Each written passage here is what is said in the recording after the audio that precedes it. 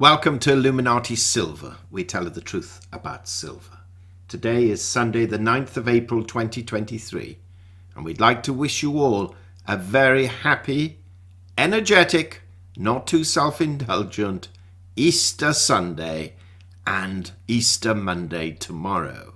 Meanwhile, in today's video, which is a repeat of our weekly update, we take a look at gold and silver prices soaring above key resistance levels and predict where we believe the prices are going to go this coming week and the rationale behind our forecast. So let's take a look.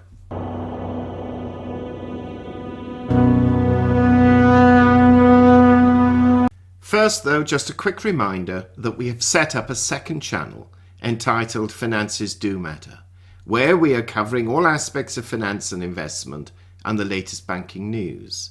If you haven't subscribed to it and wish to, we've placed a link in the description box below as well as in the comments section. We now have almost 50 videos with a series on investment and business success just starting. So once again, please click on the links below. Now let's look at what happened in the precious metals arena last week.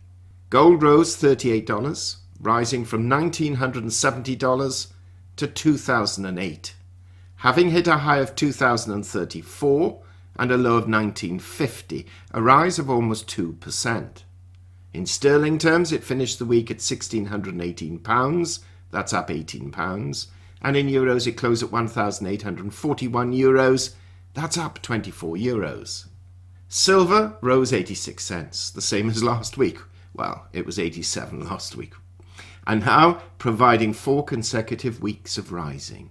So it rose from $24.12 to $24.98, having been as high as $25.16 and as low as $23.59, a rise of 3.6%, almost twice the percentage rise compared with gold. So silver is starting to make a bit of a comeback. In sterling terms, it closed at £20.15, that's up 57 pence on the week, and in euros it closed at 22.91 euros, that's up 0.64 euros. The gold to silver ratio fell from 81.7 to 1 to 80.4 to 1. Now the difference between gold's high and low was $84, almost double last week's difference. And the difference between silver's high and low was $1.57, similar to the past 3 weeks. Now this is what we said last week concerning our forecast. Quote, so this coming week we're going to be mildly bullish depending on the economic figures being announced, and we see gold trading between 1925 and 2000, with 1900 and 2025 as outliers, and we see silver trading between $23 and $25, with $22.50 and $25.75 as outliers. Well, gold traded mostly within our range and peaked marginally into our outlier territory very briefly and then closed just above the top of our normal range or near the bottom of our outlier range. Silver did the same but closed within our normal trading range. Now before we examine this further, let's look at other financials. Bitcoin stands at $27,936. That's down $633 on the week. Equities were mixed with the Dow higher and the other main exchanges lower. The Dow Jones closed at 33,485, up 211 points. The S&P 500 closed at 4,105. That's down just 4 points. And the Nasdaq Composite closed at 12,087. That's down 134 points. Oils were higher, with Brent crude up $5.35 at 85.12 and WTI crude up $5.03 at $80.70. The dollar index stands at 102.09. That's down 0.42 points on the week and is yet again another fall in the dollar index.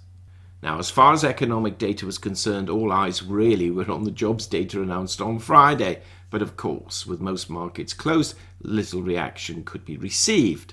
Now, manufacturing PMIs came in virtually as anticipated, so did factory orders, and services PMIs were lower than expected by a few percentage points.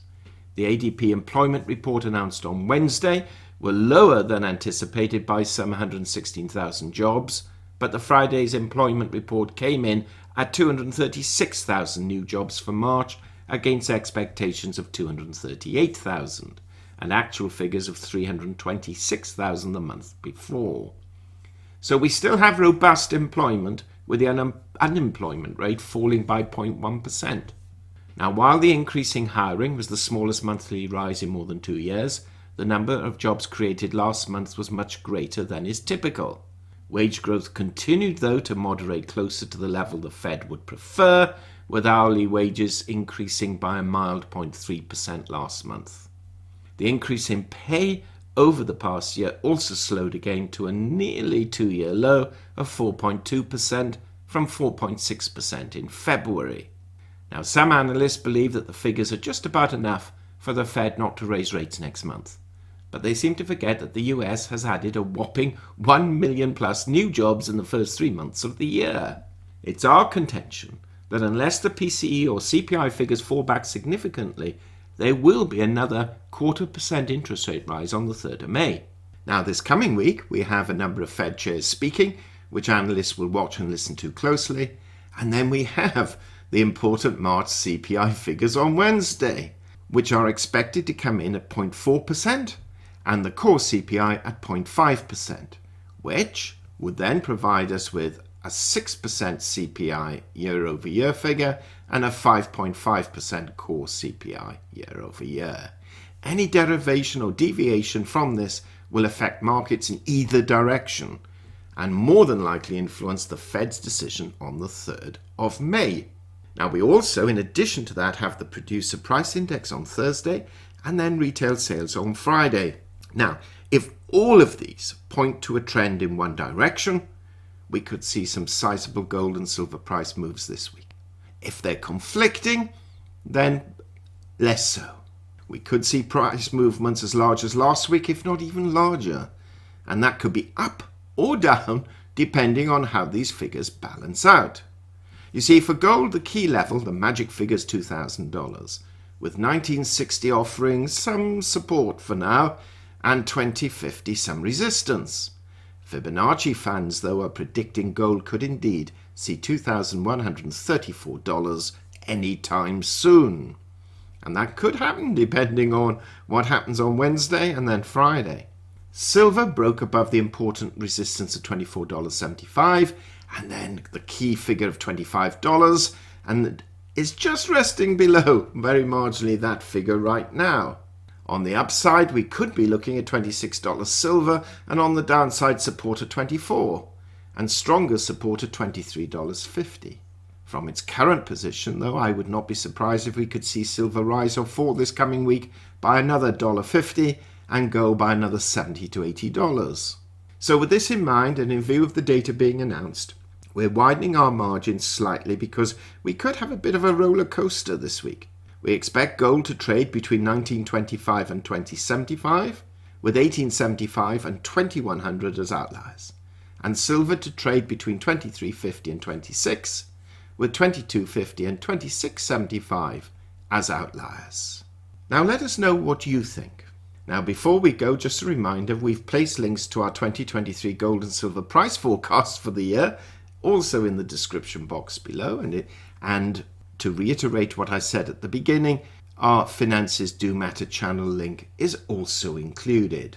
Meanwhile, we would appreciate it if you would give us a thumbs up, subscribe, press the bell sign, and also we wish you a very, very happy, not too self-indulgent Easter Sunday and Monday, and as always, a prosperous week ahead.